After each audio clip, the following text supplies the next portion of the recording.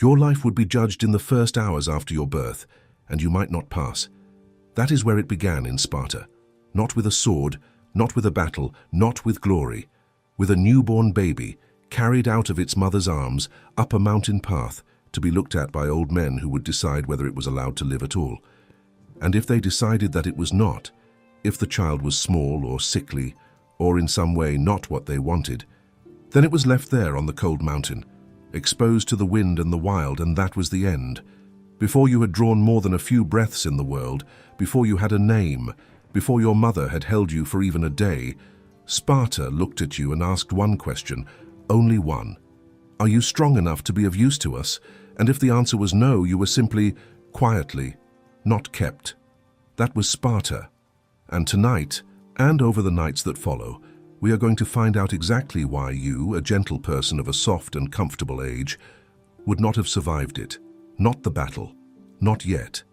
The life, the making of a Spartan, from that first terrible inspection on the mountain, through a childhood so brutal that it has no equal in the whole of history, into a life given over entirely, from birth to death to war. By the end, you will understand something the movies never tell you, which is that the famous 300 who died at that mountain pass were not remarkable because they died bravely. They were remarkable because of the machine that made them, the strangest, harshest, most single-minded society the ancient world ever produced. A whole city turned into a factory for the manufacture of warriors, and a childhood designed, quite deliberately, to break everyone who was not strong enough, so that only the hardest survived. And most of what you think you know about them comes from a film and from legend, and the truth is at once less glamorous and far stranger than either. They were not oiled giants in leather striking heroic poses. They were the products of a system, a cold and deliberate system that had been designed generations before by a lawgiver half lost in legend, and then followed with an almost religious devotion for centuries. Everything they did on purpose according to a plan to turn human beings into the perfect instruments of war. And the strangest part is that it was not a secret, and it was not unique in being harsh, for the ancient world was a hard place everywhere. What set Sparta apart was how far it took things, how completely it organized every single part of life around this one cold purpose, and how much of ordinary human warmth and freedom and softness it was willing to sacrifice to get there. To understand why you would not have survived it, you have to understand that. The sheer totality of it, the way it reached into every hour of every life and bent it toward war.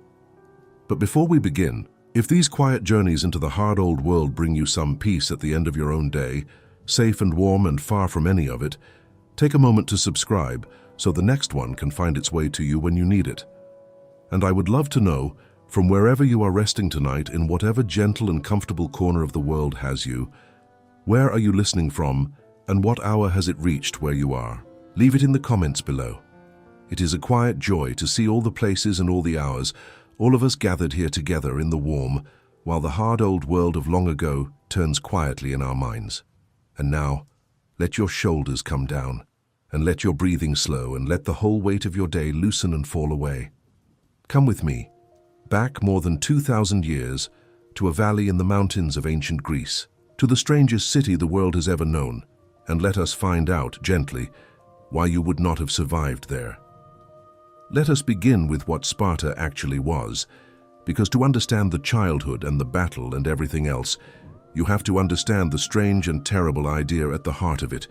Every other city in the ancient world was, in some sense, a place where people lived, people farmed and traded and made things, and raised families, and did all the ordinary business of human life, and some of them, when they had to, were also soldiers. Sparta was the opposite. Sparta was not a place where people lived who sometimes fought. Sparta was a place that existed only to produce men who did nothing but fight. Everything else, all the ordinary business of life, the farming, the trading, the crafts, the labor, all of it was pushed off onto other people, so that the Spartans themselves, the true Spartans, the citizens, could devote every hour of their entire lives, from birth to death, to one thing, and one thing only, becoming and being the finest warriors on earth. Think about how strange that is. A whole society, an entire people organized around a single purpose: war, to the exclusion of almost everything else that makes a human life. No Spartan citizen worked a trade. No Spartan citizen farmed his own land with his own hands. No Spartan citizen made anything, sold anything, or did any of the ordinary labor of the world.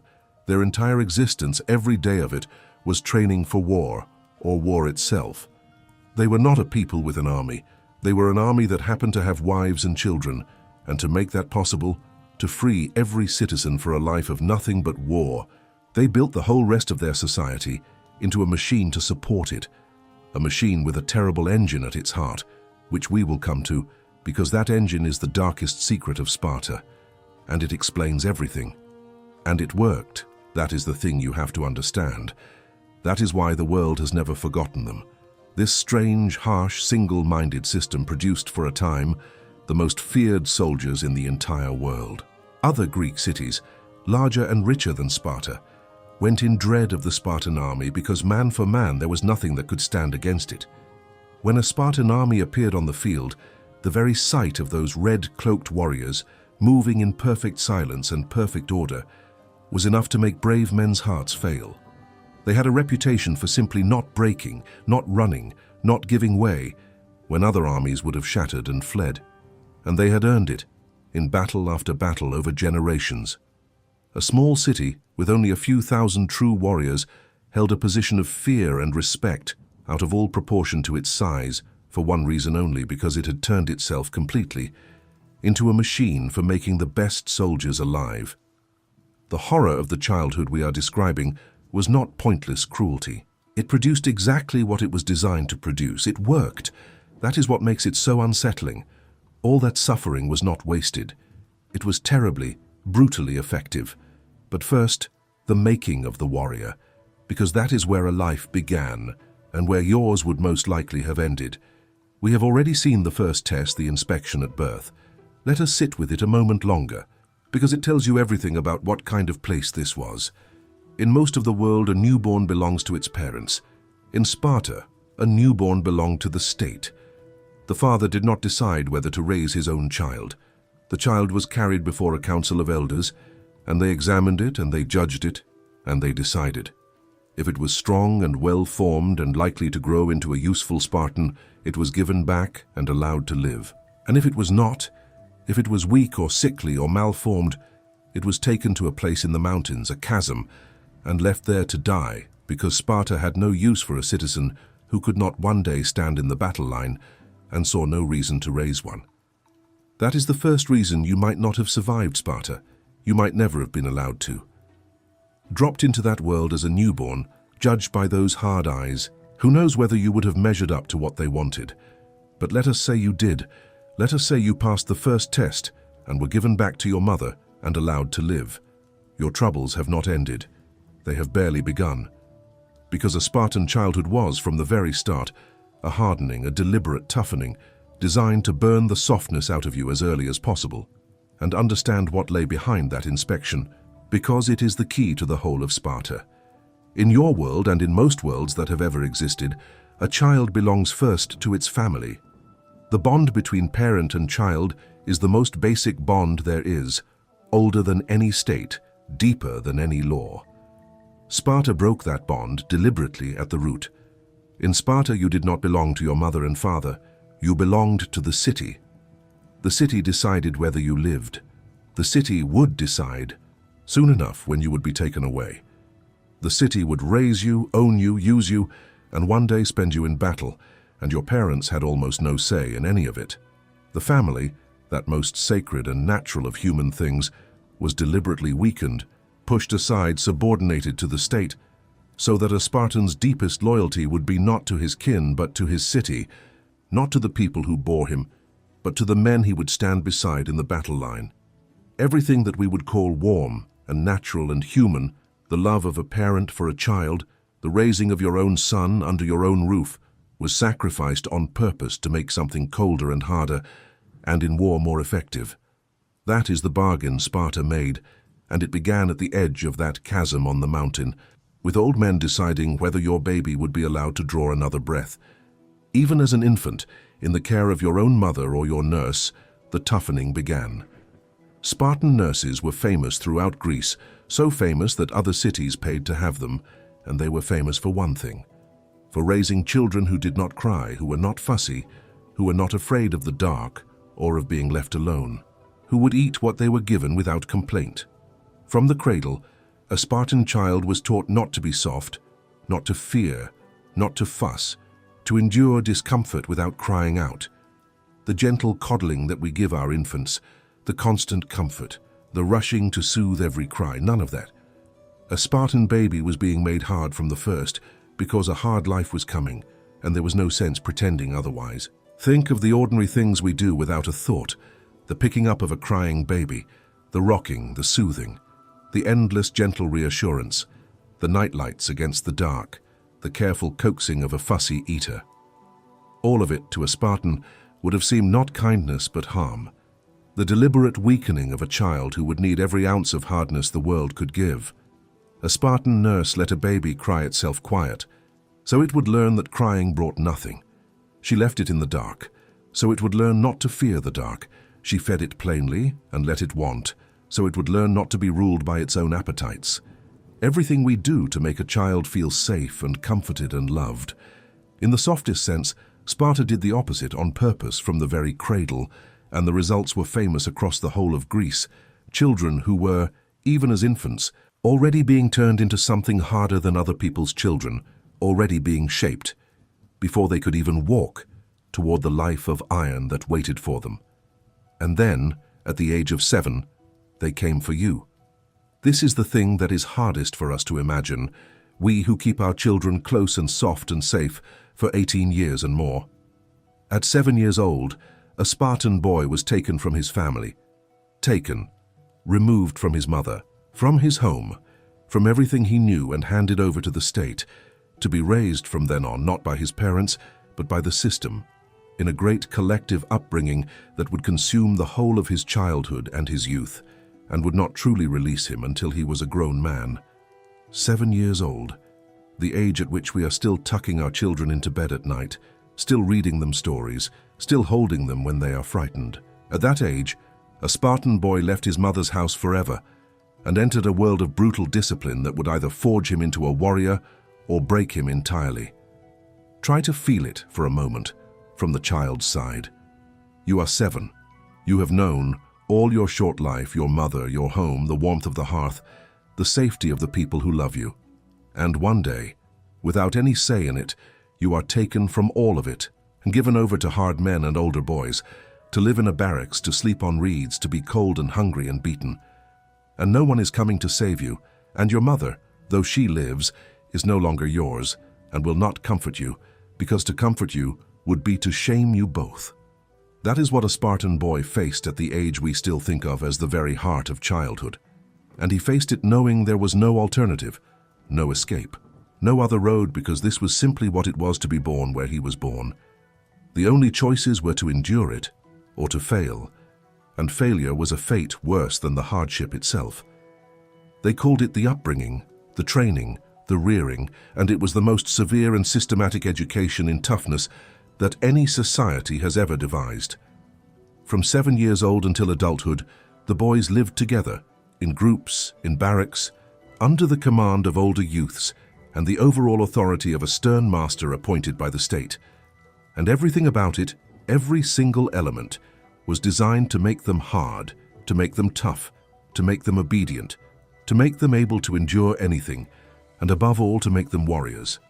And it was not a single thing, but a long ladder of stages, each one harder than the last, climbing all the way from small boyhood to grown manhood. The little ones, newly taken from their mothers, began to learn obedience and endurance. As they grew, the demands grew with them. More discipline, more hardship, more responsibility. The older boys set over the younger ones to command them and to learn command themselves. In the hardest years of youth, the training reached its cruel peak, and the young men were tested to their very limits. And it went on, this collective life, this constant training, not for a few years, but for the whole of childhood and youth, more than a decade of it, so that a Spartan did not truly become a full and free man, released from the system, until he was 30 years old. 30. More than 20 years of his life given over, from the age of 7 to the making of a warrior, before he was ever considered fully his own person. And notice what was left out of that education, because it is as telling as what was put in. There was little reading and little writing, and what there was kept to the minimum. Sparta did not want scholars.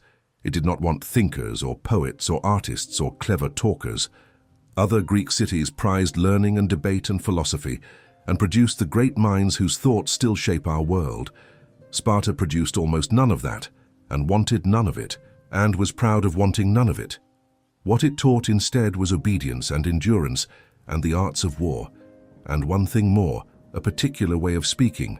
Few words, blunt, sharp, to the point, because a Spartan was expected to be as spare with his words as with everything else, to say much in little, to scorn the long, flowery speeches of other Greeks.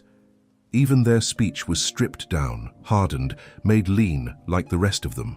Let me tell you what was done to those boys, because it is a catalogue of deliberate hardship, and every item on it would have broken you. They were kept cold.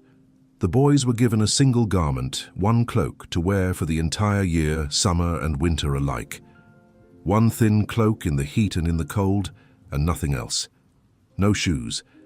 They went barefoot always, their feet toughened on the rough ground, in the rocks, in the cold, until the soles were like leather, because a Spartan should be able to march and fight without depending on soft foot coverings.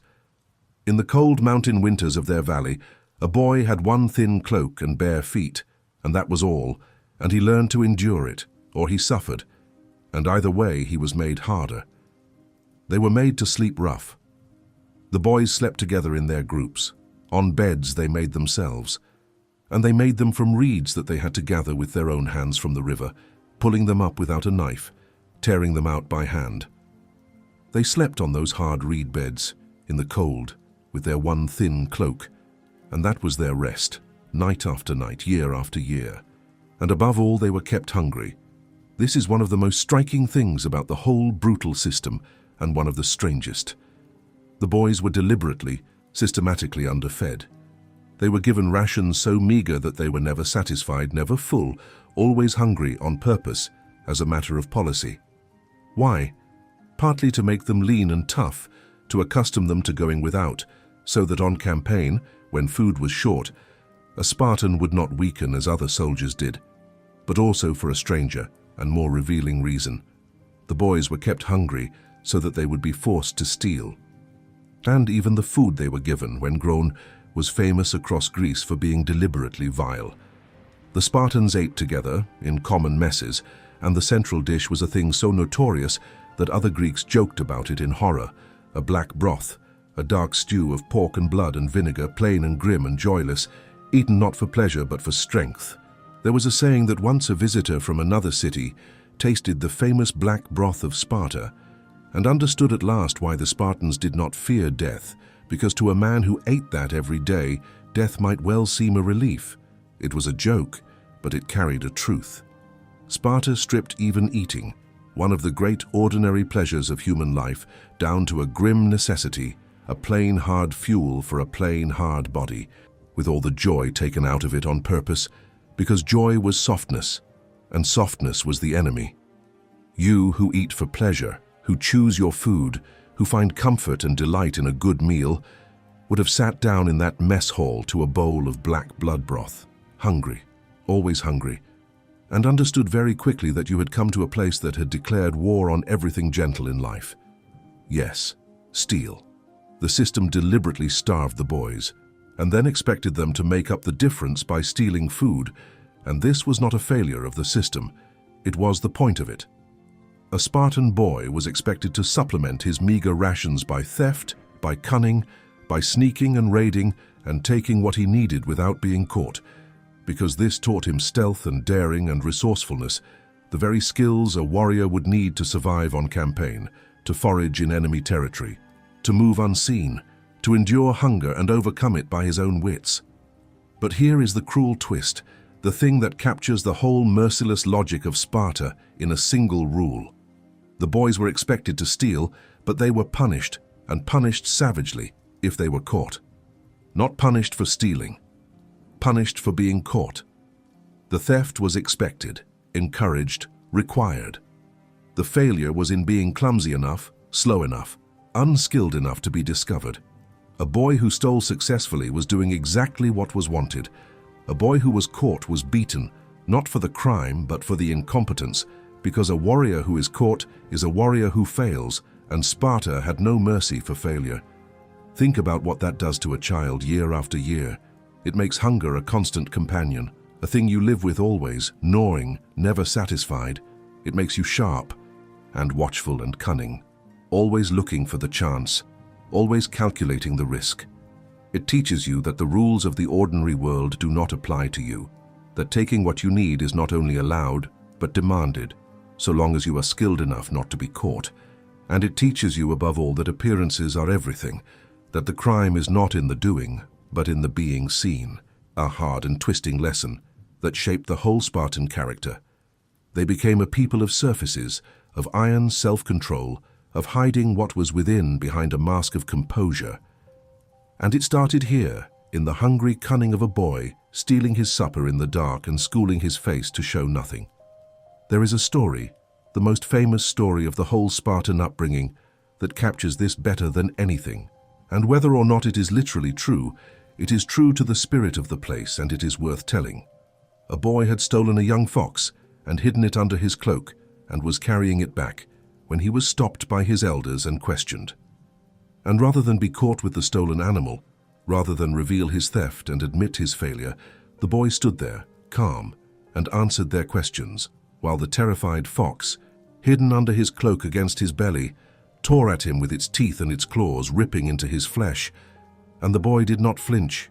He did not cry out. He stood there and let the fox tear open his stomach, and he kept his composure, and he did not reveal it, and he died right there standing rather than be caught, rather than show weakness, rather than admit failure, his insides torn out by a hidden fox, and he made no sound. That is Sparta. That is what they were trying to build. A person who would let a wild animal chew through his own belly rather than show pain, rather than admit a fault, rather than break. And whether the story is true or not, they told it to their children as an example, as a thing to admire, as the kind of person a boy should hope to become. Could you become that? Could your child? Because that is what the childhood was for.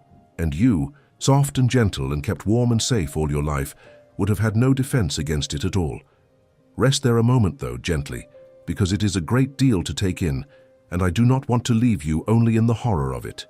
Try, if you can, to understand it from the inside, not to excuse it, but to see it as they saw it. To them, this was not cruelty. It was love, of a hard and terrible kind. They believed, with total conviction, that they lived in a dangerous world, surrounded by enemies, dependent for their very survival on the strength of their warriors, and that a soft child would grow into a weak man who would fail in the battle line and bring death upon everyone. To raise a child soft in their eyes was to doom him and to doom the city. The hardness was to them a gift, the only gift that mattered, the gift of the strength to survive. They were not trying to hurt their children. They were trying to save them and their whole world in the only way they believed possible. It was a terrible logic, but it was a logic, and it came, in its own way, from a kind of love. Hold that alongside the horror, because both are true, and the truth of Sparta lives in the space between them. And there is something else to hold too, something gentler, that the catalogue of horrors leaves out.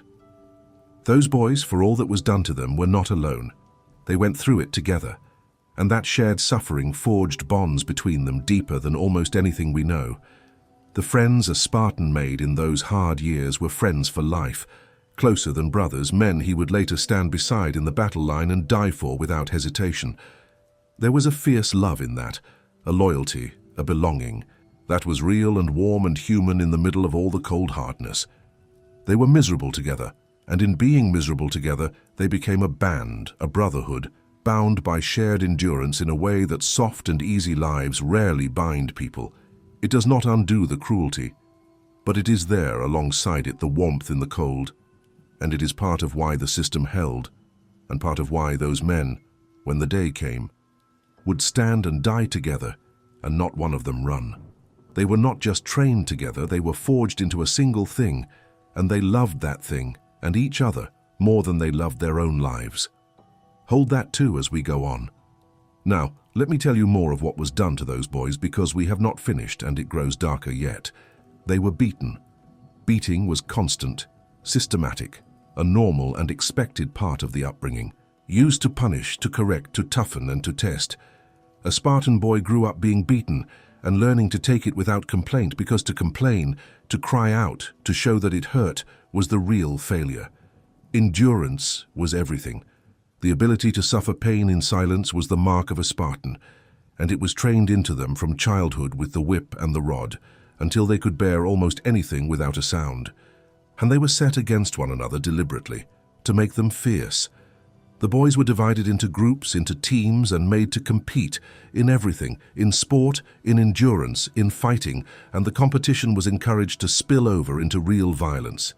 They were made to fight each other, sometimes in brutal group battles that were less like games and more like small wars, in which boys were hurt, and hurt badly, and it was allowed, because Sparta wanted them fierce, wanted them used to violence, wanted them to learn to win and to hate losing, and to give no ground even to their own friends. The bonds between them were real and deep, forged in shared suffering, but so was the ferocity, drilled into them by endless competition in which weakness was despised and victory was everything. And over each boy as he grew, there was often an older youth or young man, a kind of mentor and guardian, responsible for him, for his training, for his conduct, answerable for his failures, and proud of his successes. This bound the generations together, the older training the younger looking up to and learning from the older, the whole society knit into one long chain of warriors making warriors. A boy's failures shamed his mentor. A boy's triumphs honored him. And so every boy was watched, always, measured always, pushed always, by someone who had a stake in what he became. And there was never a moment in all those years when he was simply left alone to be a child. He was always being made. And there was, at the heart of this, a ritual so extreme that visitors from across the Greek world came to watch it as a spectacle, horrified and fascinated. At a certain festival, at the altar of a goddess, the boys were made to undergo a test of endurance in which they were flogged, whipped savagely, publicly, while they tried to seize what they were forbidden to take, and the whipping went on, and the boys were expected to endure it without crying out, without flinching, competing with one another to see who could bear the most. And some of them, it is said, endured until they died, whipped to death at the altar and made no sound, and were honored for it, celebrated, their endurance held up as the highest achievement a boy could reach. To die under the lash without a cry was, in Sparta, a kind of victory. And here is the detail that tells you how deep this went into the soul of the place. It was an honor to be there. Families came to watch their own sons flogged and did not look away and did not intervene, and would have been ashamed, deeply ashamed, if their boy had cried out or given in. A mother stood and watched her child whipped bloody, and prayed only that he would not shame her by crying. In the centuries that followed, long after Sparta's power had faded, the ritual became so famous that people traveled from all across the ancient world, from distant cities and even from empires far away, simply to watch Spartan boys be flogged, and seats were built around the altar, like a theater, so that the crowds could see. The suffering of children had become a tourist attraction, a spectacle of endurance that the whole world came to marvel at. That is how completely Sparta had made a virtue of pain, until the bleeding of its own sons under the lash was something to be proud of, something to display, something for the world to come and admire. And through all of these years of cold and hunger and beating, running alongside all of it, was the actual training for war, the thing all the rest was in service of. The boys learned to use the weapons of the warrior, the spear and the shield and the short sword. They learned to move together, in step, in formation, because the Spartan way of war was not about individual heroes, but about a wall of men moving as one, and that unity had to be drilled into the body until it was second nature. They wrestled and ran and threw and hardened their bodies with constant exercise until they were the fittest, strongest, most physically capable men in all of Greece. And they danced, war dances in armor, rhythmic and disciplined, training their bodies to move together in time. For the battle line was a kind of terrible dance, and the coordination that kept men alive in the slaughter was built, in part, on the dancing floor. Everything, the sport, the dancing, the wrestling, the endless drilling, all of it pointed at one thing: the making of a body and a mind that could stand in the line of battle and not break. You see, do you not, what kind of place this was, and why you would not have lasted in it? Everything we value, everything we are, gentleness, comfort, the expression of pain and fear, the closeness of family, the softness of childhood, all of it was the enemy in Sparta. All of it was to be burned away. And a boy who could not have it burned away, who was too soft, too gentle, too much like you and me, did not become a Spartan. He failed. And to fail, the upbringing was catastrophic, because a boy who did not complete it, who could not endure it, who broke, was denied full citizenship, cast down, marked forever as one who had not made the grade, a lesser being in a society that valued only strength. There was no gentle path. There was only the making of the warrior, or the shame of having failed to be made. And there was, for some of the young men, a final test, darker than all the rest, one that turned the whole horror of the system toward another people entirely, and that we must speak of, because it is the doorway to the darkest secret of Sparta, the one we will open fully next time. The most promising of the young men, those marked out as future leaders, were sent out on a thing that can only be described as a sanctioned campaign of terror against Sparta's own slaves. They were sent into the countryside, alone or in small groups, armed only with a dagger, with orders to hide by day and move by night, and to kill. To kill the slaves, the ones who worked the land, the ones who fed all of Sparta, singling out the strongest and the boldest of them, the ones who might one day lead a revolt, and murdering them in the dark, in secret, as a lesson in stealth, in killing, in the hard business of keeping a subject people terrified and in their place.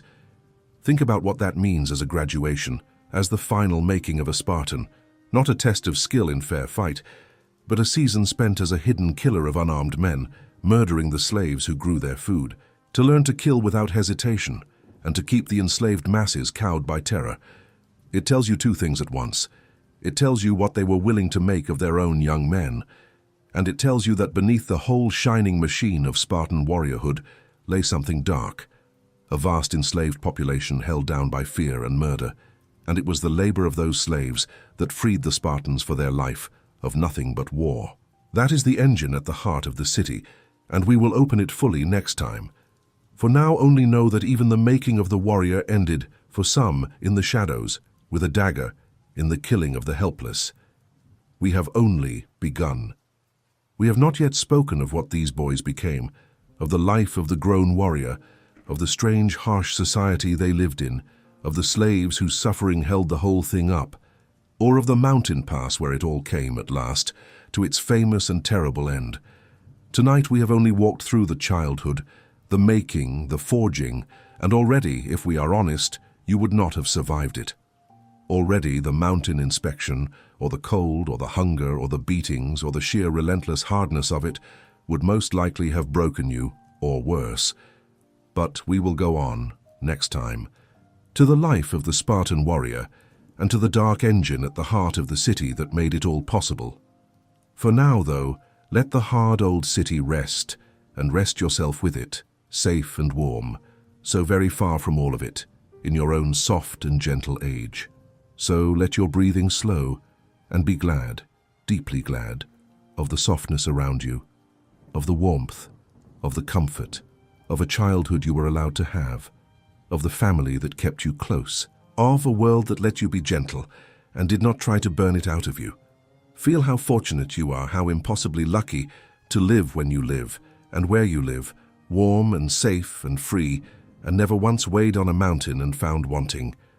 And spare a quiet thought as you drift off for those hard children of that hard city long ago, taken from their mothers at 7, kept cold and hungry and beaten, made to steal to eat, taught to die rather than cry out, forged into something harder than any of us could ever be, and asked to give up their whole childhood, their whole softness, their whole selves, to the cold service of their city. They are all gone now, every one of them. At rest for more than 2,000 years, their hard training over, their battles long ended. Let them rest.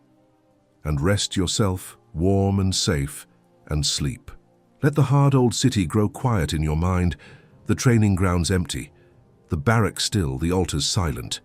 Let the boys lay down their burdens at last, all of them, the ones who passed and the ones who failed, the strong and the broken alike, and let them rest out on the far side of more than 2,000 years, where nothing can demand anything of them ever again. There is nothing for you to carry from any of it. You do not have to be weighed on the mountain or taken from your mother, or kept cold and hungry or beaten into silence. You are not of that world, and you never had to be, and that is a fortune so great that most of us never even think to be grateful for it. So be grateful now as you drift off, for the simple, enormous gift of a gentle life, and let the hard old city fade into the dark where it belongs. So let your breathing slow, and let the last of your day dissolve, and let Sparta grow small and quiet and far away. A hard old story from a hard old world, long over, unable to touch you. You are warm, you are safe, you are allowed to be soft and gentle and loved, and that is a kind of wealth those iron children never knew. Sleep now.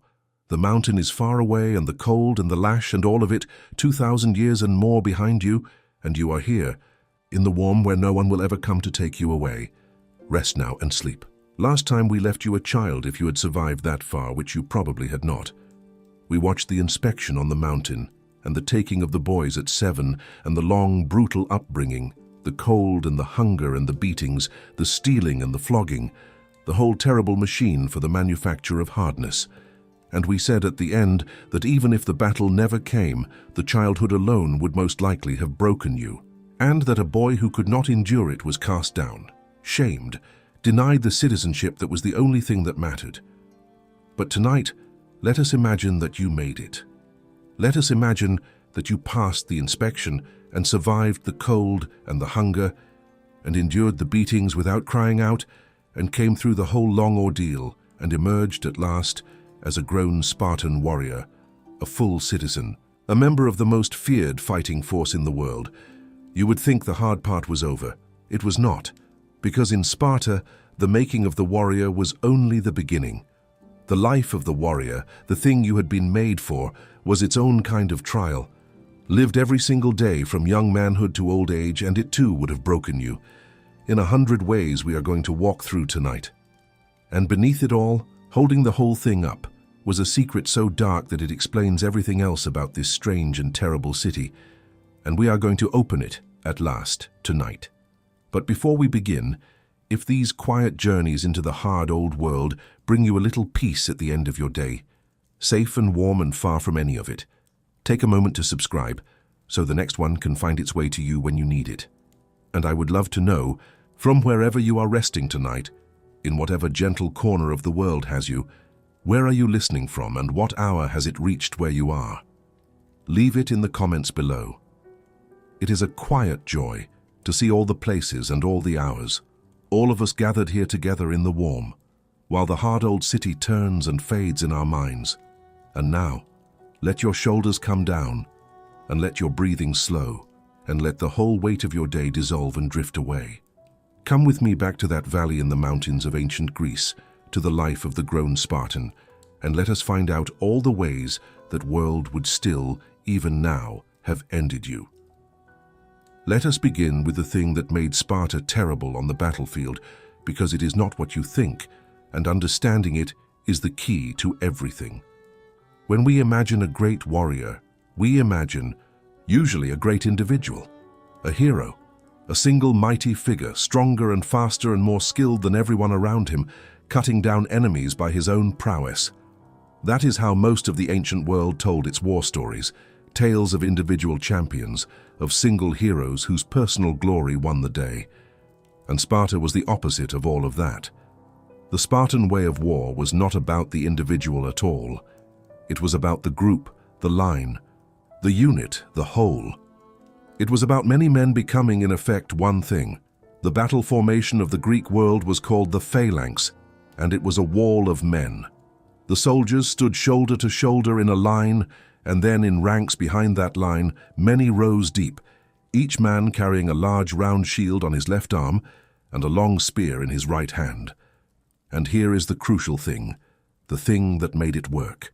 Each man's shield did not only protect himself, it protected in large part the man to his left, covering that man's exposed right side.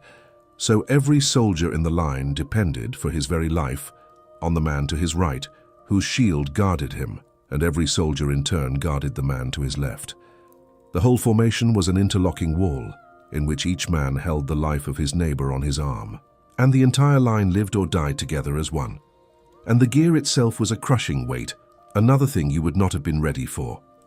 The shield alone was a great heavy thing of wood and bronze, so heavy that it took a strong arm just to hold it up through a long battle. And the Spartans carried it, and their spears and their armor and their helmets, all of bronze, all of it heavy, in the blazing heat of a Greek summer, and fought in it for hours. The body that could do that could bear that weight and still fight, still push, still hold the line, was a body built by a lifetime of the hardest training in the world. And when the lines met, it was not graceful.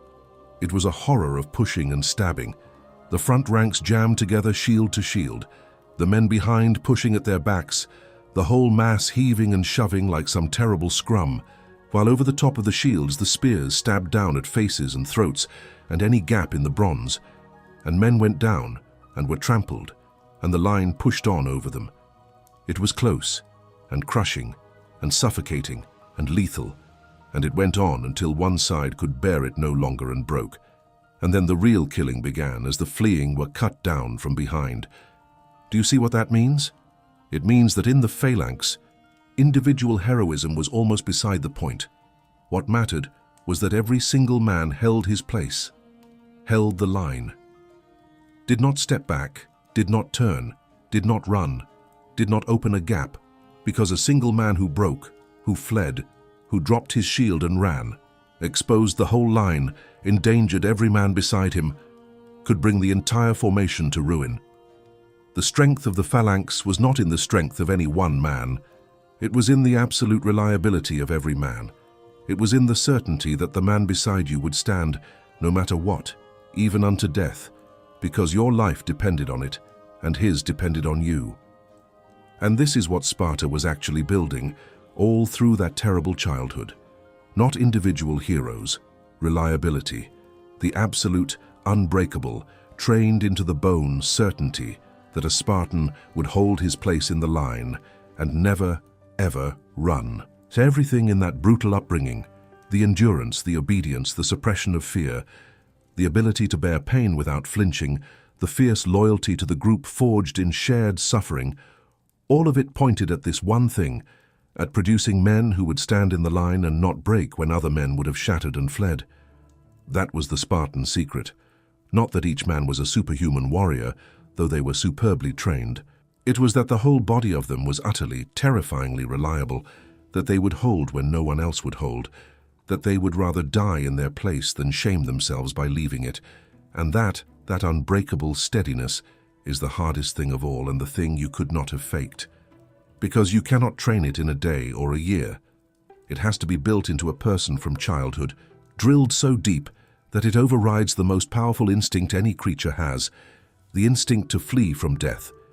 Every fiber of your body in the terror of battle screams at you to run.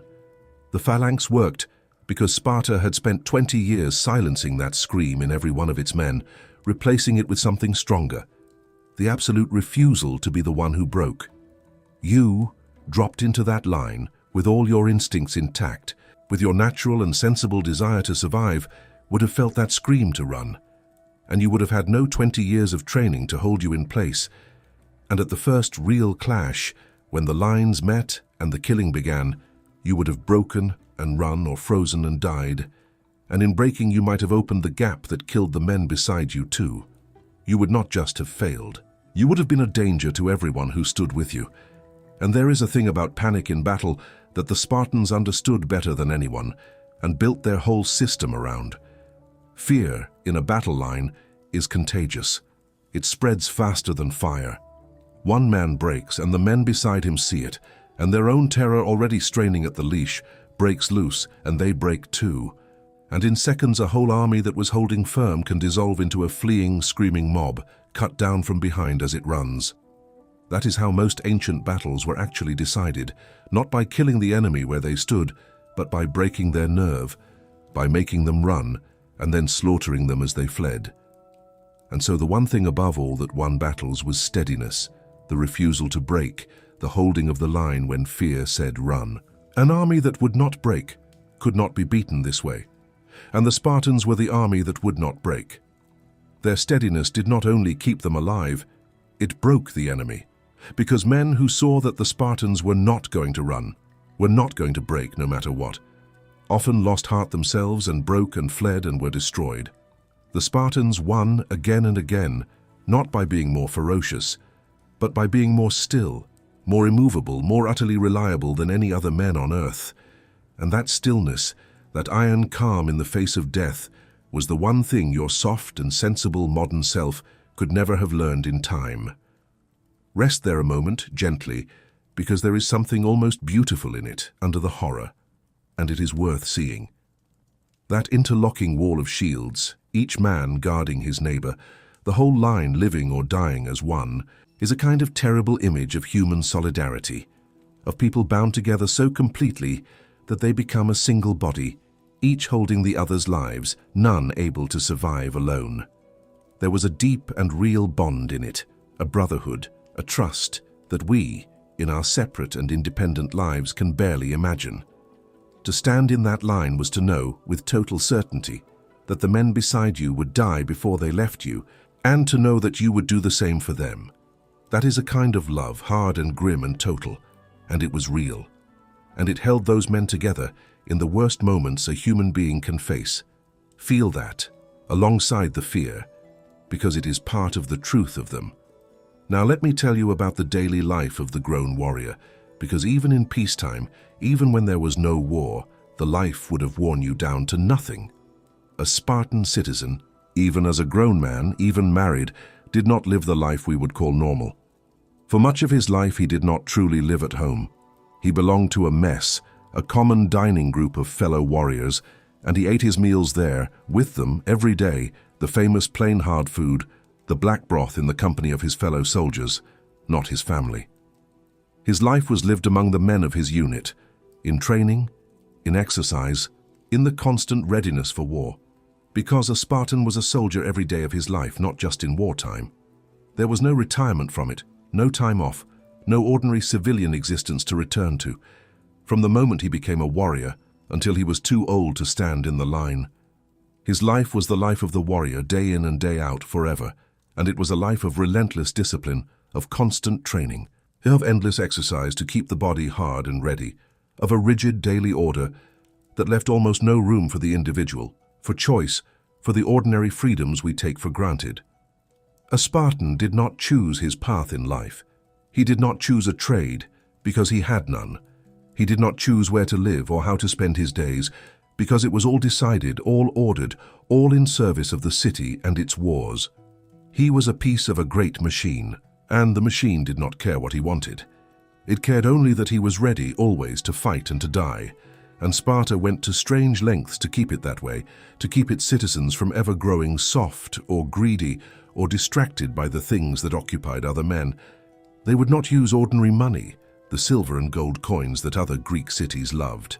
Instead, the story goes, they used money made of iron, deliberately, heavy, cumbersome, nearly worthless, so that no Spartan could easily hoard wealth or grow rich or be tempted by luxury, because a great sum of Spartan money would fill a room and take a cart to move. They forbade or scorned the fine things that other cities prized, the beautiful objects, the luxuries, the refinements of art and comfort. They wanted no gold, no ornament, no softness, nothing that might make a man love his own comfort more than his city, or his life more than his honor. Everything was stripped down, plain, hard, austere, on purpose, because they believed that comfort was corrosion, that luxury was the rust that ate away at the iron of a warrior's soul, and they were determined that no such rust would ever touch them. Even marriage, even the most private and intimate part of life, was shaped by the strange, harsh logic of the place. A young warrior did not simply live with his wife as we would. In the early years, he still lived among the men in the barracks and could only visit his wife in secret, slipping away at night and returning before dawn, so that the demands of the warrior life came first, always, before the ordinary bonds of husband and wife. Family, home, the private warmth of a life shared with the person you love, all of it was subordinated, pushed to the margins, made to fit around the central fact of the warrior's existence, which was the city and its need for soldiers. Think of what that took from a person quietly, across a whole life. The ordinary joys that we build our lives around, waking beside the one you love, raising your own children under your own roof, the slow accumulation of a shared life, evenings at your own hearth, all the small warmths of a private existence a Spartan largely did without or had only in stolen fragments at the edges of a life that belonged to the city. His children were taken at 7. His days belonged to the mess and the training ground. His wife he saw in snatches. Even his death, when it came, was not truly his own, but the city's, spent for its purposes in its wars. A Spartan never fully possessed his own life, from the cradle to the grave. It was lent to him by the city, on the city's terms, for the city's ends, and everything soft and private and personal in it was pared away, deliberately, until almost nothing was left that was his alone. And he was taught to be proud of that, to see the surrender of his own life as the highest honor, the truest freedom, the very meaning of being a Spartan. But it was a surrender all the same, the most total surrender of the self that any society has ever asked. And you, who own your own life so completely that you scarcely even think about it, would have found it the strangest and hardest loss of all. Could you live that way? Every day the same hard discipline, the same plain food among your fellow soldiers, the same endless training, no trade to master, no path to choose, no home life to speak of, no freedom to be anything other than what the city needed you to be for your whole life until you were too old to be useful. To us, raised to believe that our lives are our own, to choose our paths, to pursue our own happiness, it would be a kind of imprisonment, a total surrender of the self to the group. And to a Spartan, it was simply life, the only life there was, and the freedom we prize would have seemed to him mere weakness, mere softness, mere selfishness, the enemy of everything that made his city strong. Now we come to it, the dark secret, the engine at the heart of Sparta that made all the rest of it possible, and that turns the whole shining image of the noble warrior society into something much darker and much sadder. Because I have told you that the Spartans did no work, no farming, no trade, no labor, that they were free to spend their entire lives on nothing but war. And you may have wondered who fed them, who worked the land, who did all the labor that any society needs to survive. The answer is slaves. A vast population of slaves, far more numerous than the Spartans themselves, held down in bondage. And it was their forced labor and their suffering that freed the Spartans for their life of war. They were called helots, and they were not slaves in quite the way we usually imagine slaves. They were not scattered individuals owned by separate masters. They were a whole people, an entire population, conquered generations before and reduced to servitude, and kept that way forever, working the land that the Spartans owned, handing over a portion of everything they grew, so that the Spartans could eat without farming and train without laboring, and devote their whole lives to war. The helots were the foundation. They were the engine. Every hour a Spartan spent training for battle was an hour bought by the forced labor of an enslaved people. And here is the part that makes it darker still. The helots were not foreigners, not strangers brought from distant lands as slaves so often were. They were, many of them, other Greeks, neighbors, people much like the Spartans themselves, whose ancestors had once been free, whose land the Spartans had simply taken long ago in wars of conquest, and whose descendants they had held in bondage ever since. The helots remembered that they had once been free. They remembered that the land they worked had once been their own. They kept, across the generations, their own identity, their own memory of who they had been before the Spartans came, and that memory made them dangerous, because a people who remember freedom can dream of it again. These were not broken, rootless slaves who had never known anything else. They were a conquered nation, living in servitude on the land their grandparents had owned, nursing across the centuries the memory of what had been taken from them, and the hope, never quite extinguished, of taking it back. And there were so many of them. This is the thing that shaped everything. The Helots vastly outnumbered the Spartans by many times over. A small population of warrior citizens sat atop a huge population of the enslaved and lived in constant gnawing fear of them, because they always knew, that if that vast enslaved mass ever rose up together, it could destroy them.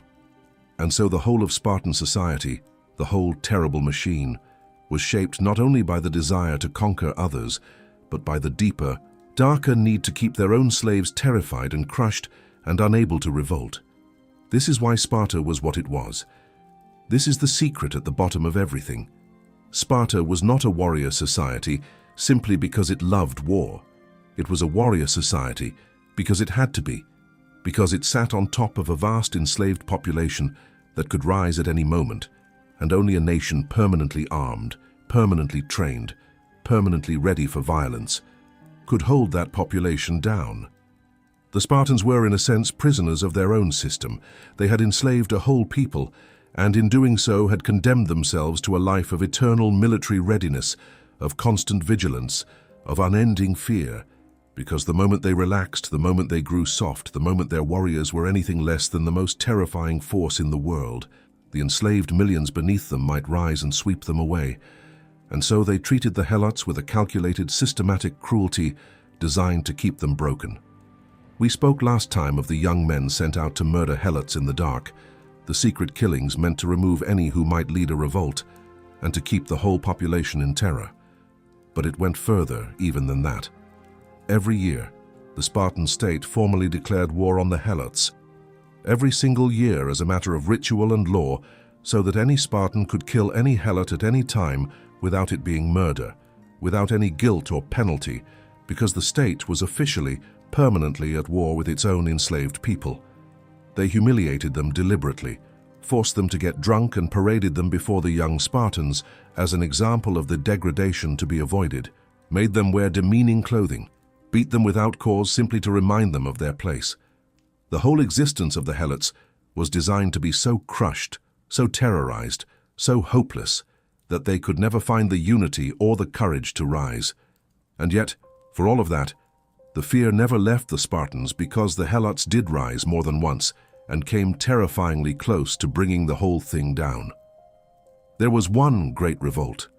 After a tremendous earthquake had shattered the city and killed many Spartans, when the Helots saw their masters weakened and seized the moment and rose in their thousands, and for years Sparta had to fight for its very survival against its own enslaved people and nearly lost. That was the nightmare made real, the thing every Spartan feared in his bones from childhood, the vast crushed mass beneath them turning at last and rising up.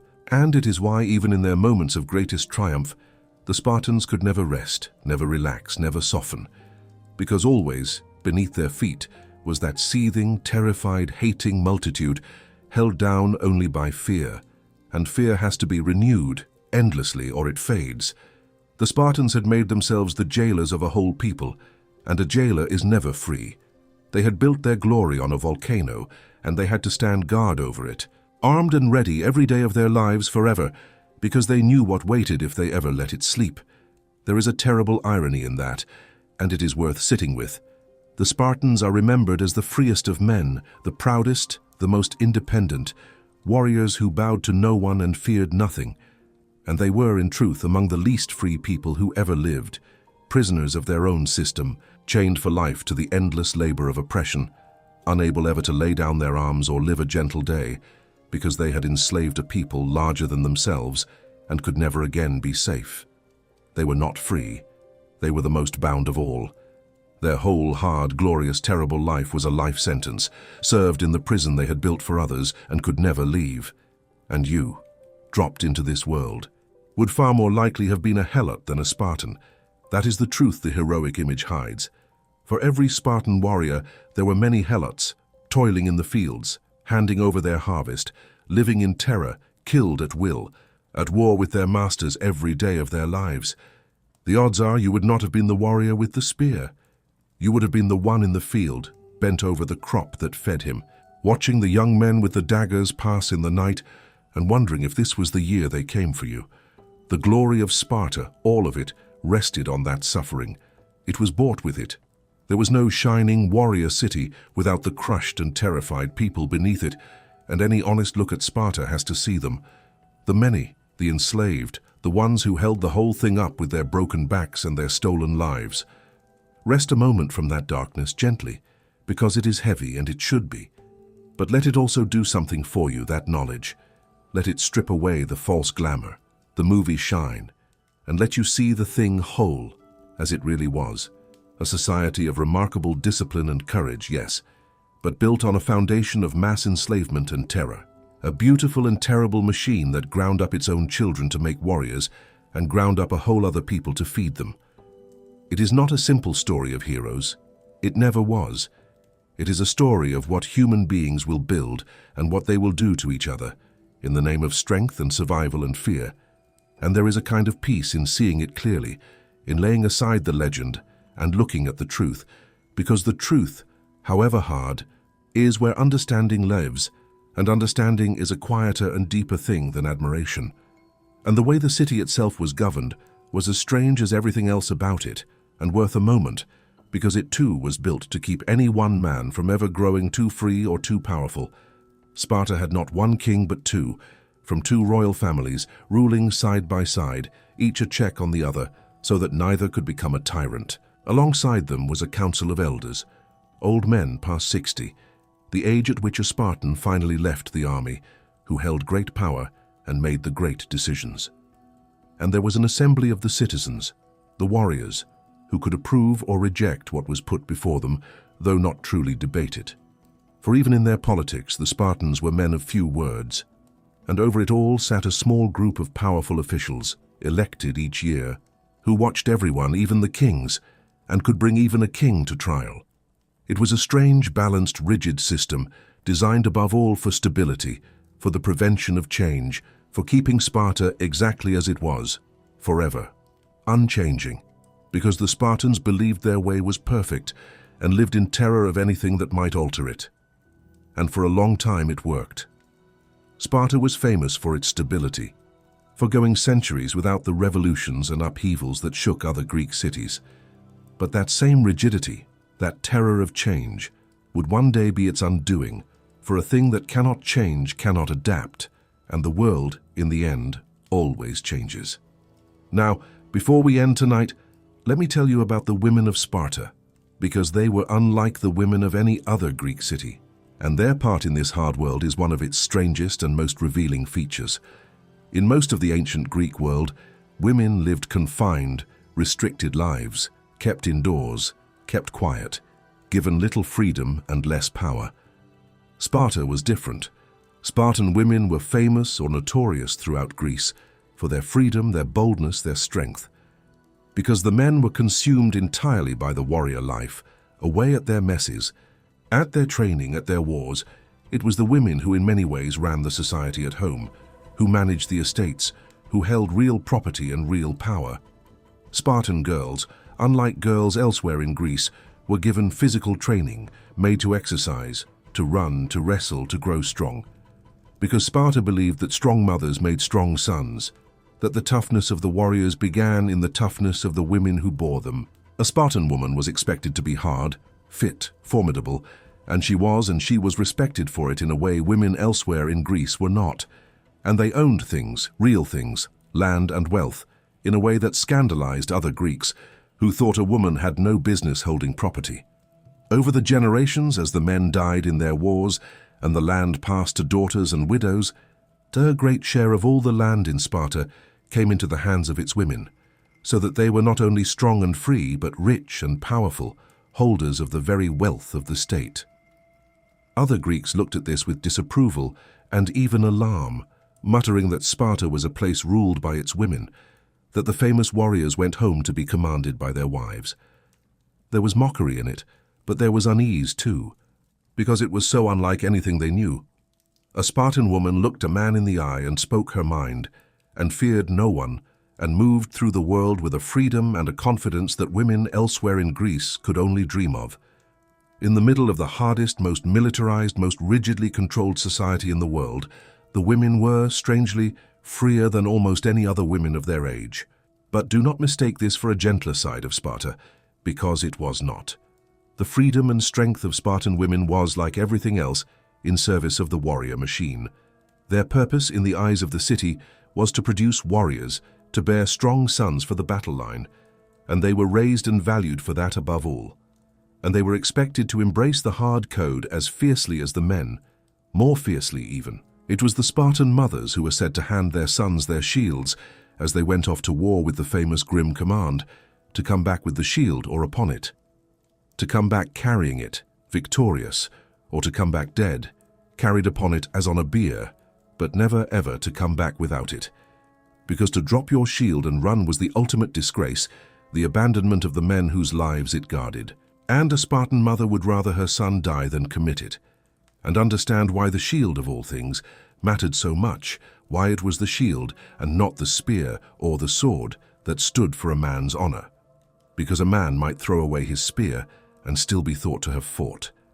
But the shield was the thing that protected not himself but the man beside him, and so to drop the shield and run was not merely to save your own life. It was to betray the men who depended on you, to open the wall, to leave your brothers exposed to death.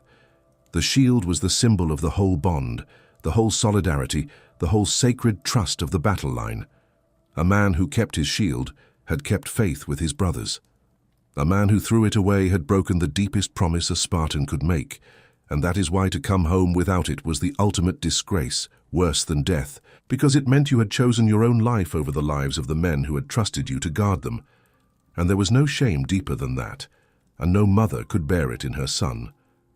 There are stories, hard stories, of Spartan mothers who, told that their sons had died in battle, expressed not grief but pride, and of mothers who, learning that their sons had survived by fleeing, by living when they should have died, killed them themselves, or turned away from them in shame. Whether every such story is true hardly matters. They are true to the spirit of the place, to a society so committed to the warrior code that even a mother's love for her child was bent to serve it, in which a living coward was a greater horror to his mother than a dead hero. That is how deep it went. That is how completely Sparta had remade the human heart in its own hard image, until even the deepest and most natural love there is, the love of a mother for her child, was subordinated to the cold demands of the city and its endless need for men who would not run. Could you have lived among such people?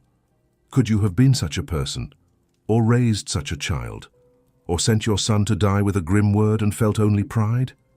Everything soft and warm and merciful in you, everything that makes you who you are, would have marked you in Sparta, as weak, as dangerous as a thing to be despised or pitied. You would not have belonged. You could not have belonged. The whole place was built to burn out of people exactly the things that you and I would call our humanity, and to a Spartan, that burning was not a loss but the very making of a person worth being. We are almost at the end of the story now. We have seen the making of the warrior, and the life of the warrior, and the dark foundation of slavery and fear that held the whole thing up, and the hard women who bore and raised the men who would die in the line. There is only one thing left to tell, and it is the most famous thing of all, the thing that has made Sparta immortal, the reason we still speak its name 2,500 years later. A narrow pass between the mountains and the sea, a king and a small band of warriors, a vast empire come to destroy them, and 3 days that would echo forever. But not tonight. Tonight, let the hard old city rest in the last of its strange, harsh glory, before we follow its most famous sons to the pass, where they will make their stand. Let the warriors rest in their messes, and the women in their strong, bright freedom, and even, for a moment, let the helots rest in the fields, all of them. Our oppressor and oppressed alike, caught together in the same hard world, all of them in the end only human, and all of them now long gone. So let your breathing slow, and be glad, deeply glad of the freedom of your own life, the freedom to choose your path, to live in your own home, to love your children softly, to be gentle without shame, to live for something other than war. Feel how fortunate you are, how impossibly lucky, to belong to yourself in a way no Spartan ever did, and spare a quiet thought as you drift off for all of them, the warriors bound to their line, the women bound to their hard pride, the helots bound to their chains, every one of them caught in that terrible machine, playing the part it gave them, living and dying by its iron rules. They are all gone now, every one of them, master and slave alike, at rest for more than 2,000 years. The mess is empty, the fields quiet, the whole hard machine fallen silent forever. Let them rest, all of them together, their long service over at last. Let the valley grow quiet in your mind, the training grounds empty under the moon, the mess halls dark, the fields where the helots labored lying still and silent, the whole strange hard world of Sparta settling into the deep quiet of the long ago. There is no line to hold tonight, no shield to carry, no fear to master, no people to keep in chains and no chains to wear. All of it is over, long over, laid to rest more than 2,000 years ago, and it cannot reach you, and it cannot ask anything of you, and there is nothing in it you need to carry. You are free in a way no one in that whole hard city ever was, not the warrior, not the woman, not the slave. Free to be gentle, free to be soft, free to love your children without shame, and to lay down your burdens at the end of the day, and to rest, simply to rest, which not one of them could ever truly do. Feel that freedom around you now, like a warm blanket, and be grateful for it, and let it hold you. So let your breathing slow and let the hard old city fade into the dark where it belongs, its warriors and its women and its slaves, all gone down at last, into the same quiet earth. All of them, in the end, only human, all of them now at peace. And rest yourself warm and free and gentle in your own kind age, so very far from all of it. Sleep now. The line is broken, the machine is still, the long watch is over, 2,000 years and more behind you. And you are here in the warm, free and safe where no city will ever own you, and no war will ever call you. And it is time, at last, to rest. Now we come to the pass. Across these nights we have walked through the whole strange, terrible world of Sparta. The inspection on the mountain, the taking of the boys at 7, the brutal upbringing, the cold and the hunger and the lash, the wall of shields, the life given wholly to war, the enslaved people crushed beneath it all, the hard, proud women who sent their sons to die. We have seen why you, a gentle person of a soft age, would not have survived any of it. And now we come to the place where all of it, the whole hard machine, the whole terrible making of those men, came to its point and its purpose and its immortal end. A narrow pass between the mountains and the sea, a handful of warriors, and against them the largest empire the world had ever seen, come to swallow Greece whole. Tonight we tell the story of the 300 and of the 3 days at that pass, and of how a defeat became the most famous last stand in the history of the world, and then we lay the whole thing, gently, to rest. You have seen this story, or a version of it most likely, in films, in books, painted in bold, bright colors, the oiled warriors, the booming voices, the slow-motion glory. And that telling has its own kind of truth, the truth of legend, of a story polished by retelling into something larger than life. But the real thing was at once smaller and greater than the legend. Smaller because these were not supermen, but real men, tired and afraid, and mortal like all men, sweating in the heat, bleeding real blood. And greater because what they truly did, stripped of the special effects, needed no exaggeration at all. The plain facts of it, a few thousand men holding the greatest army in the world for 3 days in a narrow pass, and 300 of them staying to die when they could have fled, are more astonishing than any legend, because they are true. Tonight, let us set aside the movie and tell it as it was, or as near as we can come to it, because the truth here is the most stirring version of all. But before we begin, if these journeys into the hard old world have brought you any peace across these nights, take a moment to subscribe, so the next one can find its way to you when you need it. And I would love to know from wherever you are resting tonight, in whatever gentle and comfortable place has you, where are you listening from, and what hour has it reached where you are? Leave it in the comments below. It has been a quiet joy, all of us gathered here in the warm across these nights, while the hard old world turns and fades in our minds. And now, one last time, let your shoulders come down, and let your breathing slow and let the whole weight of your day dissolve and drift away. Come with me back to ancient Greece, to a narrow road between the cliffs and the water, on a hot summer long ago, to see the thing that made Sparta immortal.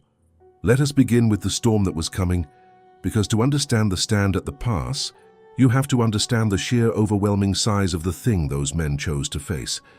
Far to the east lay a great empire, the largest the world had ever known, a vast realm stretching across whole continents, ruled by a king of kings who commanded the wealth and the peoples of half the world.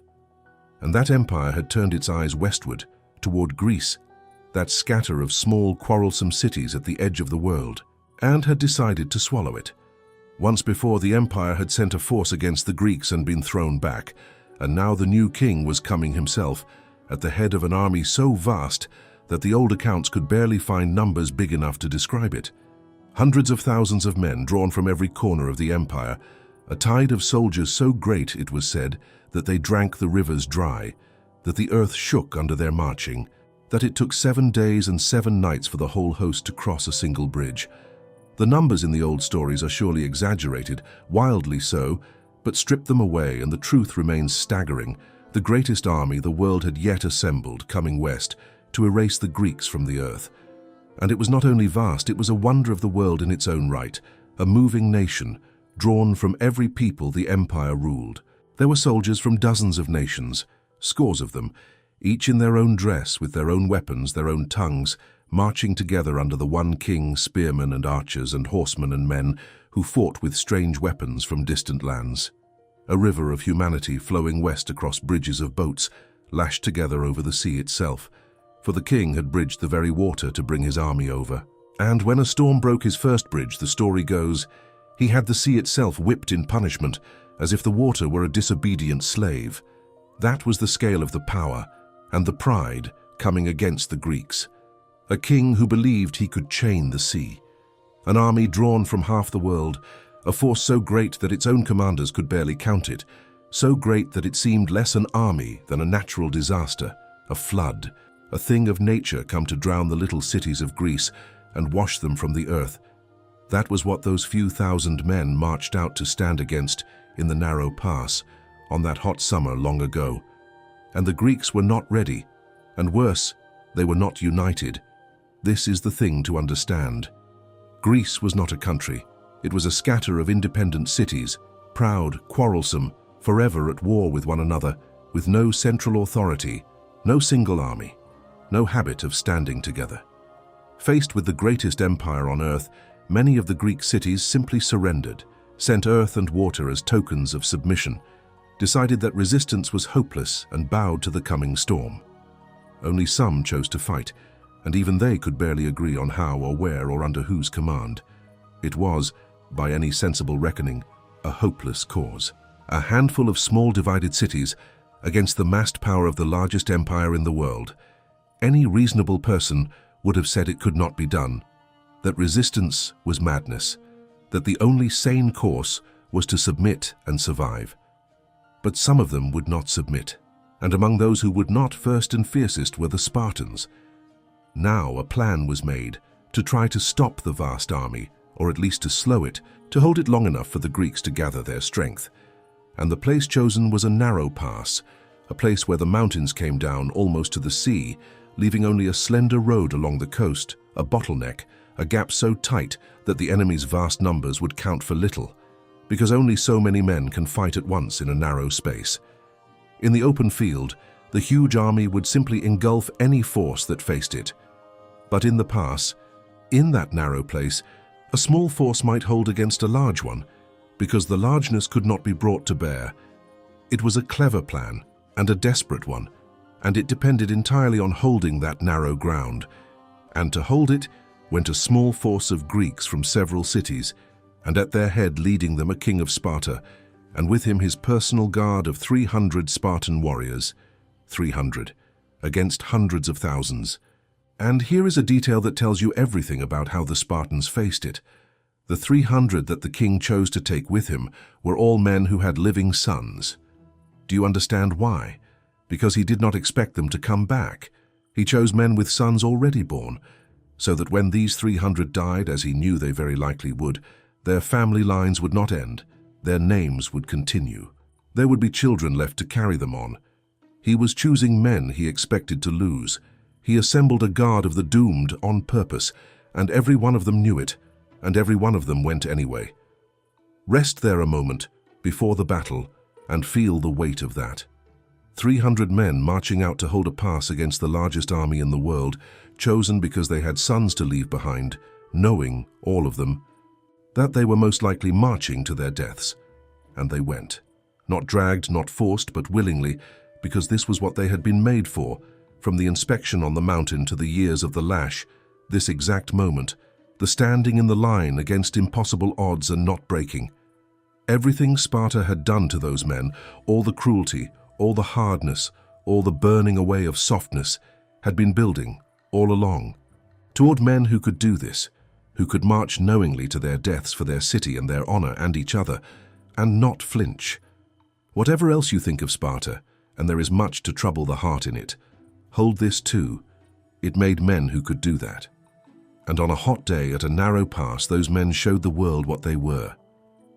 Now, the battle. The great king brought his vast army up to the pass, and he could not believe what he saw. A tiny force, a few thousand Greeks, and at the front of them these strange Spartans calmly making ready, and he was told they were even, some of them, combing their long hair, seeing to their appearance, as was their custom before battle, before they meant to die. The king thought it was a joke or madness.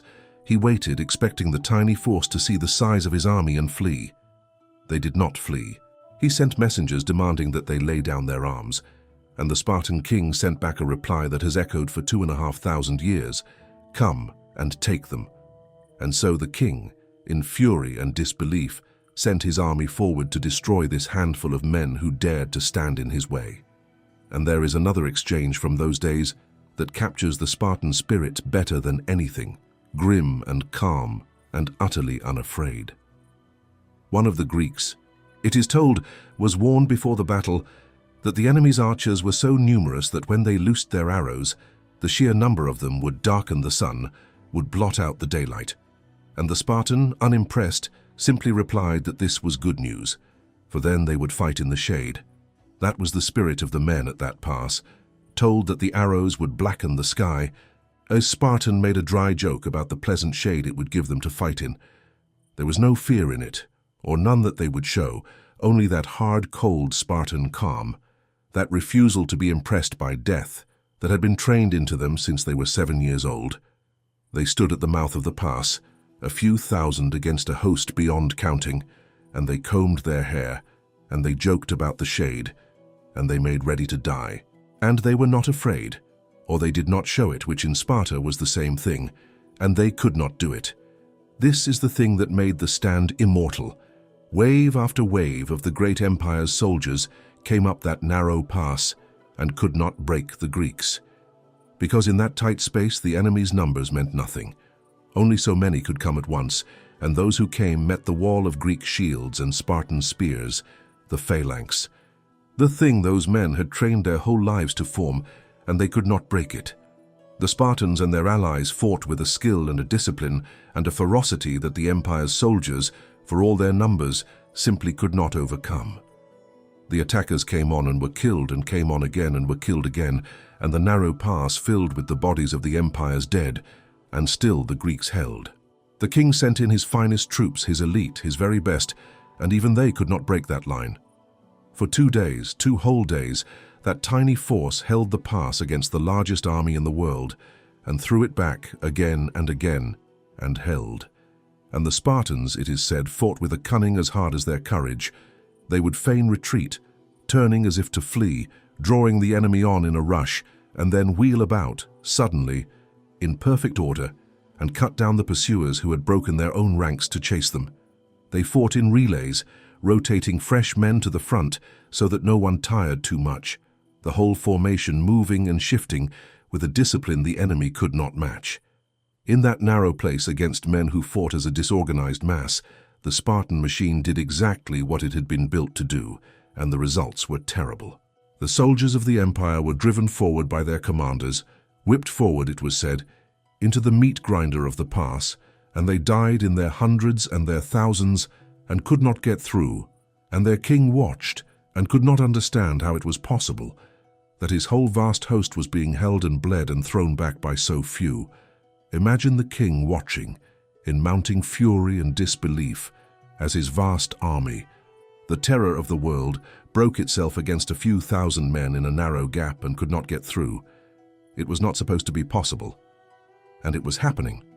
The whole vast machine of his empire, stalled, humiliated, bleeding, stopped cold by the discipline and the courage of a handful of Greeks in a place where numbers did not count.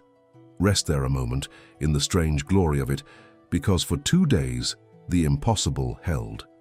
For 2 days, the smallest of forces defied the greatest of empires and won over and over, and the pass held, and it must have seemed to the men holding it that perhaps they could do this, that the line would not break, that they would hold the storm at bay. For 2 days they were not doomed men. They were the wall the empire could not pass. Let them have that in your mind before we come to the end. 2 days of impossible, glorious holding. But it could not last, and it did not last, and it was not the enemy's strength that ended it. It was betrayal. There was another way, a hidden path, a track through the mountains that led around the pass and came out behind it. And a local man, for reasons of his own, for greed, for reward, went to the great king and told him of it. Betrayed it. Showed the empire the secret way around the wall of shields. And in the night, the king sent his best troops along that mountain path, around behind, to come at the defenders from the rear, to trap them, to catch the little force between two forces, and crush it. The name of that man, the betrayer, has come down through the centuries as a byword for treachery, remembered and cursed for 2,500 years, while the names of the men he betrayed are honored. There is a justice in that of a kind. He sold the pass, and the lives of the men holding it, for a reward he is not even recorded as ever receiving, and he bought with it only this, that his name would live forever, but live as a curse, a synonym for the betrayer, the one who opens the secret door and lets the enemy in behind his own people. That is all he got, and all he deserved, and he got it in full. And the Spartan king learned of it. Word came that the path was betrayed, that the enemy was coming around behind, that by morning they would be surrounded, that the pass could no longer be held. And now he faced the last choice, and how he made it is the heart of why we remember him. He could have retreated. Most of the force did. Knowing the position was lost, knowing that to stay was to die, the Spartan king released most of the allied Greeks, sent them away, to live, to fight another day, because there was no purpose now in their deaths. But he himself and his 300 Spartans stayed. They would not leave, because for a Spartan to abandon the post, to flee the line, to come home having run, was the one unbearable thing worse than death, the ultimate disgrace we spoke of before. They had been sent to hold the pass, and so they would hold it to the end, even knowing the end was now certain, even knowing that holding it would change nothing, would not stop the empire, would only cost them their lives. They stayed because staying was who they were, because the whole of their lives had been the making of men who did not leave the line, and they would not leave it now, not even in the face of certain death. There was, too, a deeper reason, bound up with the strange fate of the king himself. For it was said that an oracle, a prophecy, had declared before the war that either Sparta must fall or a Spartan king must die, that the city could only be saved by the death of one of its kings. And so the king, it was said, went to the pass, knowing this, believing perhaps that his own death might be the price that bought his city's survival, that by dying there, he might fulfill the prophecy and save Sparta. Whether he truly believed it, or whether it was a story told afterward to make sense of his sacrifice, we cannot know. But it adds a deeper note to his choice, the sense of a man going willingly to a death he believed was fated, a death that might mean something, might buy something, might save the people he loved. He did not stay only out of the hard Spartan code, though that was reason enough. He may have stayed because he believed his death was the very thing that would save his city, and he gave it freely, without hesitation, the highest price a man can pay, laid down for his people. And a few others stayed with them, allies who would not abandon them, so that it was not only the 300 but a small band of the loyal who chose freely to die beside them rather than leave them to die alone.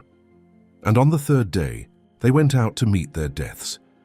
This is the last stand, the thing that has echoed for 2,500 years, knowing they were doomed, knowing that the enemy was now before them and behind them, knowing that this day was their last.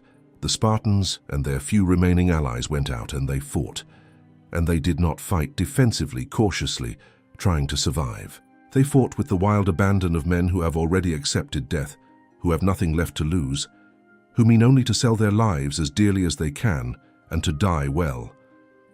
They fought until their spears shattered, and then they fought with their swords, and when their swords were gone or broken, it is said they fought with their hands and their teeth, throwing themselves at the enemy, dying where they stood, taking as many with them as they could. That morning, it is said, the Spartan king had spoken to his men as they ate what he knew would be their last meal, and told them, with the grim, dark humor of his people, to eat well, for tonight they would dine in the underworld. And they went out from the narrow wall they had held for 2 days, out into the wider part of the pass, to take as many of the enemy with them as they could before they fell. No longer holding a line now, but attacking, spending themselves, seeking death and meaning to make it costly. The enemy, driven on by their commanders, came against them, and many of the empire's soldiers, it is said, were trampled by their own comrades in the crush, or driven into the sea, so wild and so terrible was the fighting of these doomed men. The Spartan king fell, and there was a great struggle over his body, the Spartans fighting to recover their fallen king, even in the midst of their own destruction, fighting off wave after wave to drag him back, because even in death they would not abandon him, would not leave him to the enemy, would not break faith with their king any more than with each other.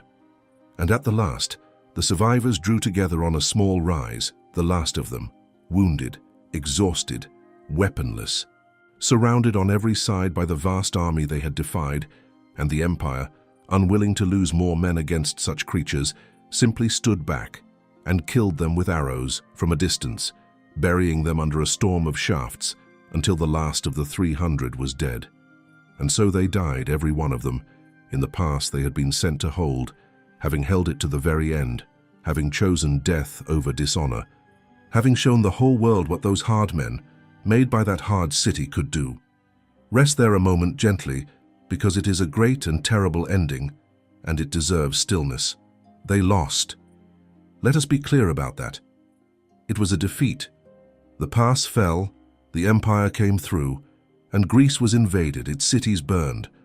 In the cold accounting of war, the stand at the pass achieved little, delayed the vast army only a few days, changed nothing about the immediate course of the invasion. And yet it became the most famous last stand in all of history, remembered and retold for 2,500 years, down to our own time, in our own films and our own books. Why? Why does a small defeat, a doomed stand that changed nothing, echo so much louder than 100 great victories? Because it was never really about the military outcome. It was about something else, something that reaches past victory and defeat to touch the deepest thing in us. It was about the choice those men made, to stand freely, knowingly, against impossible odds, and not to break, to die rather than flee, to keep faith, to the death, with their post, their honor, and each other. There is something in that, in the free choice to face certain death without flinching, for something held to be greater than one's own life, that stirs the human heart like almost nothing else, that we cannot look away from, that we remember when everything else is forgotten.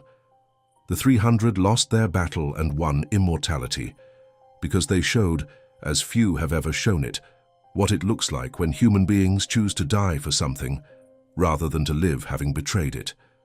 And it mattered, too, in a way that reached beyond the meaning, into the actual course of the war, though not in the way a victory would have.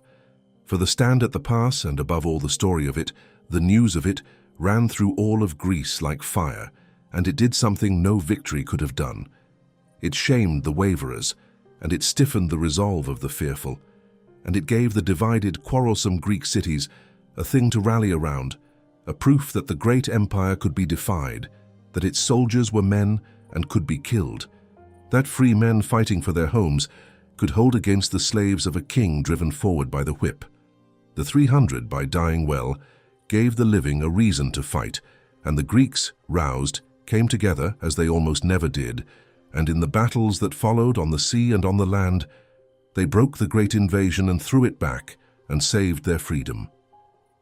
So the men at the pass did not die for nothing, even in the hard practical accounting of war. They lost the pass, but they may have helped by the example of their dying to win the war. Their defeat was a seed, and from it grew the victory that saved Greece, and with it, some would say, much of what the world we live in was later built upon. And there is a monument at that pass with words carved on it, said to have been set there for the Spartan dead. And they are among the most famous words ever written, and they are simple and they are perfect, and they capture the whole thing forever. They say, more or less, that if you are passing by, you should go and tell the Spartans that here, at this place, the 300 lie, having done what they were told to do, having obeyed, having kept faith, having held the line to the end. No boasting, no grand claims. Just the plain hard Spartan fact of it. Go tell them we lie here having done our duty. That is the whole epitaph, and it has outlived the empire that killed them, and every empire since. Now let me tell you, at the last, what became of Sparta, because there is a lesson in it, and a strange gentle justice, and it will help us lay the whole thing to rest. The invasion in the end was thrown back. The Greeks, roused perhaps in part by the example of the pass, came together as they rarely did, and defeated the great empire on sea and on land, and Greece was saved and remained free. And Sparta, for a time after, stood at the very height of its fame and power, the most respected military force in all of Greece. The city that had produced the 300, honored and feared throughout the world. But it did not last. And the reason it did not last is written into everything we have said about it across these nights, because Sparta was a machine built for one thing, and built never to change, and a thing that cannot change, cannot survive a changing world. Its whole strength rested on a small number of warrior citizens, and that number over the generations only ever shrank, for the system was so harsh, the demands so total, the losses in war so constant, that there were always fewer true Spartans, and never enough new ones to replace them. And Sparta, rigid, proud, terrified of change, could not adapt, could not open itself, could not find a way to make more citizens or to share its burden, and so it slowly, inexorably bled itself dry. The city that had made itself the perfect instrument of war grew too few to fight, until at last a great defeat shattered its reputation forever, and freed at last the enslaved people it had crushed for so long, and Sparta fell from the height of its power and never rose again. And there is a bitter irony in how it fell that fits the whole story. For generations, Sparta had been thought unbeatable in open battle, the one army that could not be broken, and then another Greek city, one Sparta had long dominated, produced a great general who studied the Spartan way of war, and found, at last, how to break it, how to beat the unbeatable phalanx, and met the Spartans on the open field and shattered them, and killed their king, and destroyed the legend of Spartan invincibility in a single afternoon. And that same general then did the thing Sparta had feared above all else for centuries. He marched into Spartan territory, and he freed the Helots, the enslaved people, and helped them build a city of their own, a free city, right on Sparta's doorstep, a home for the very people Sparta had crushed for so long. The nightmare that had haunted every Spartan from childhood, the rising of the enslaved, came true at last, brought by an enemy army, and Sparta, too few and too weak now to prevent it, could only watch. The whole terrible machine, built to keep the Helots down forever, had failed, and the people it had oppressed walked free, and Sparta was left broken, diminished, a shadow never to be great again. And in the end it dwindled into a shadow of itself, a small place living on the memory of its former glory, and then, in the centuries that followed, into a curiosity, a tourist attraction, a place where visitors from a wider world came to watch the strange old rituals. The flogging of the boys performed now, not for the making of warriors, but as a show, a spectacle, a relic of a vanished greatness. The terrible machine wound down and stopped, and became a memory, and then a legend, and then a story told by others. For Sparta itself, so devoted to war and so scornful of words, wrote almost nothing down and left it to other cities, to the very people it had despised as soft, to remember it, and to tell its tale and to carve its name into the memory of the world. There is a deep and quiet justice in that, if you sit with it. Sparta gave up everything, all softness, all warmth, all art, all gentleness, all the ordinary joys of human life, in exchange for strength and glory and the immortality of its name. And it got them, for a while. But the strength faded, as all strength fades. The glory passed, as all glory passes. And in the end, the only thing that truly lasted, the only thing that made Sparta immortal, was a story. A story about courage and sacrifice and keeping faith unto death. A story told and remembered and carved into human memory, not by Spartan swords, but by human words. The very words Sparta scorned.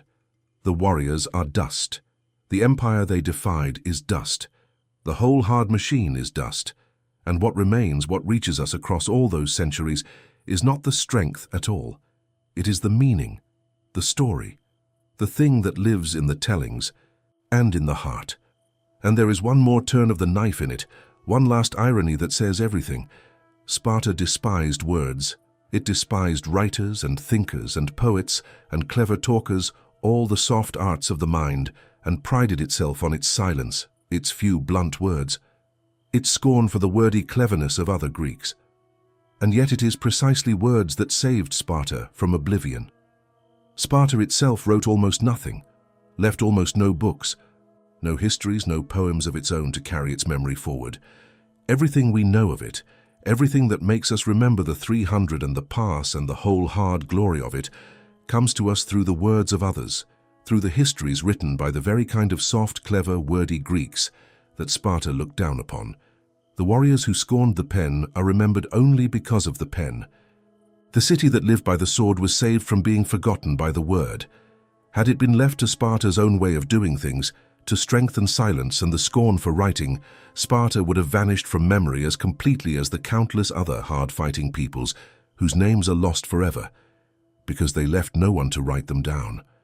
In the end, it was not the spear that gave Sparta its immortality. It was the thing Sparta despised. It was the story written by others in words. So let it rest now, all of it, the whole hard, strange, terrible, beautiful thing. Let the warriors rest, the 300 in their pass, and all the Spartans of all the generations, the boys who wept and were made hard, the men who stood in the line, the old ones who somehow lived to lay down their arms at last. Let the women rest, strong and proud and grieving. Let the helots rest, the crushed and the enslaved, their long suffering over, free at last in the only freedom that comes to everyone alike, the deep freedom of the quiet earth. Let all of them rest, oppressor and oppressed, hero and victim, all of them now only human, all of them now only gone. Let the past grow quiet, where the bodies fell, the narrow road between the mountains and the sea, empty now, and peaceful. The sea sighing against the shore where the greatest army in the world once broke against 300 men. Let the old city lie still in its valley, its training grounds long grassed over, its altars silent, its terrible machine fallen still forever. It is all long over. It has been over for more than 2,000 years.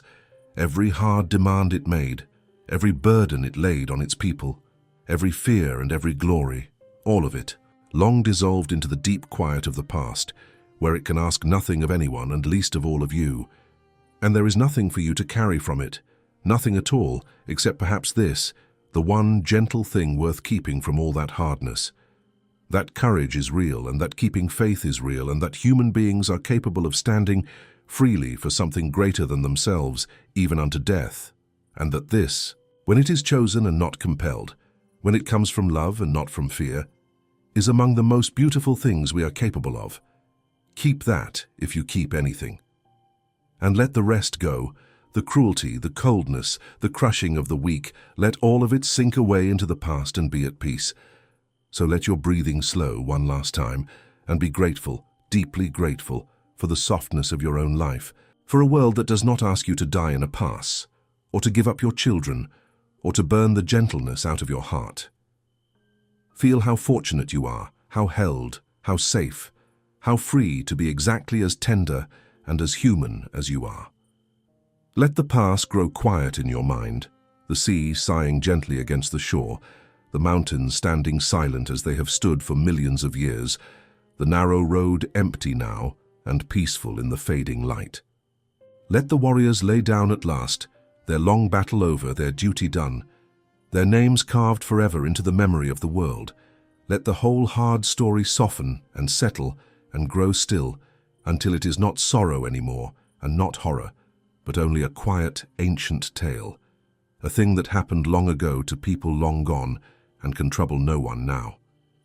There is nothing left to hold, no past to defend, no line to keep, no city to serve, no fear to master. It is all over, all of it, more than 2,000 years over, dissolved into the deep, gentle quiet of the past, where all our struggles go at last, and are at peace.